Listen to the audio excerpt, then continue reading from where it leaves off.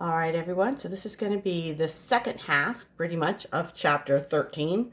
Sorry about that last little video cut off. It just suddenly stopped in the middle of a sentence and started a new video. I'm learning things every day, just like you guys are, so I'll figure this out by the end. Okay, so we're starting on slide 55. The last slide I had gone over was this one, talking about the different plexuses and all of the spinal nerves that I expected you to know from each plexus. So here's where we're going to start today. We're going to be starting to talk about neuronal pools. So what does this mean? Well, a neuron is seldom working alone. Actually, it never works alone. And so there are going to be chains of neurons in order to get the message to where it needs to go. And we can separate our neurons into three types: sensory neurons, and you have about 10 million of these.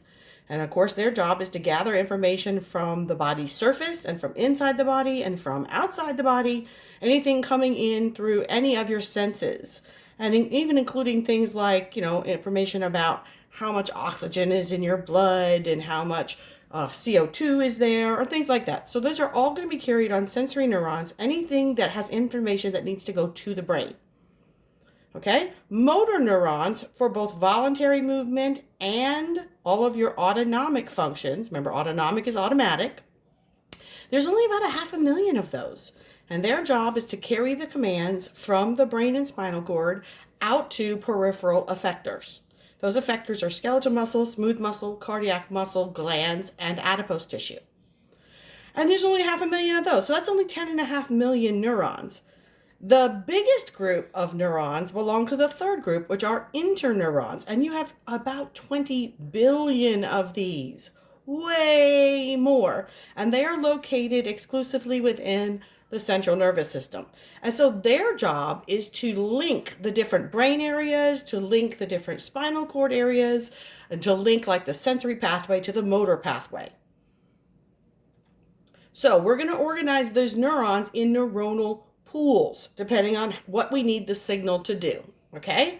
So there are 5 patterns of circuits, because again, this is electricity, 5 patterns of neuronal circuits that we're going to look at: divergence, convergence, serial processing, parallel processing, and reverberation. And they're kind of, the first 2 go together, the second 2 go together, and then the last one kind of sticks out by itself. So let's look at the first 2. Divergence and convergence are opposites. When you need to diverge a signal, that means you're going to start with a small signal and you're going to spread it out to as many neurons as you can. Okay? So you're going from one initial signal and spreading out, diverging.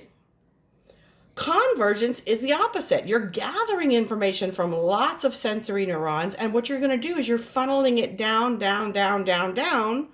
to a single neuron who's going to receive the final signal. Okay, so example of convergence is your subconscious and conscious control of your diaphragm in breathing. There's 2 different neuronal pools, and they both talk to the same motor neurons. So here is a nice diagram explaining the 2. So in divergence, we start the signal on 1 neuron, and then that splits to 2, and then they split to 3 each. So now we're up to 6 or something like that. So you see the signal starts with 1 controlling it, but the receivers of the signal are going to be many.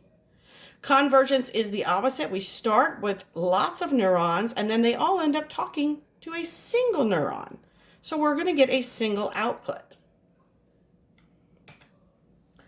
The next group are serial versus parallel processing. Serial means to go in series. That means we're going to have to send the signal from one neuron to the next neuron to the next neuron in a particular order. Okay, so that is serial processing. Each neuron has the signal and passes it on to the next. For example, your pain signals go sequentially through 2 different neuronal pools before they reach your conscious brain. The opposite of that is, instead of only going 1 neuron at a time, if we have several paths of neurons and they're all processing the information all at the same time, they're headed the same way, but it's different chains of neurons. And I love this example. You step on a bee. The signal has to go through different neuronal pools so that you can shift your weight to the other foot, lift your foot, and yell in pain all at the same time. It's one event that stimulates it, but 3 different neuronal pools at least are involved in getting all these actions done.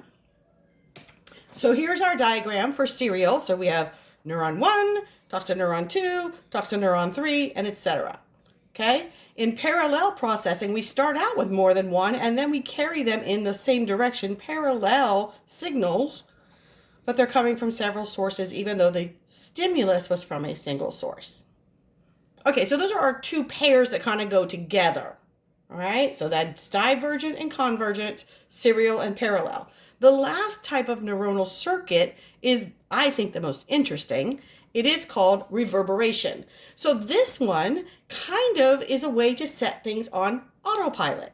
It forms a positive feedback loop. So you tell it one signal, and it's going to feed around. It's going to pass the signal on, but it's going to tell itself to send the signal again. So let me show you the diagram. So here's what it looks like. So let's say we have a neuron up here that's talking to this first blue neuron.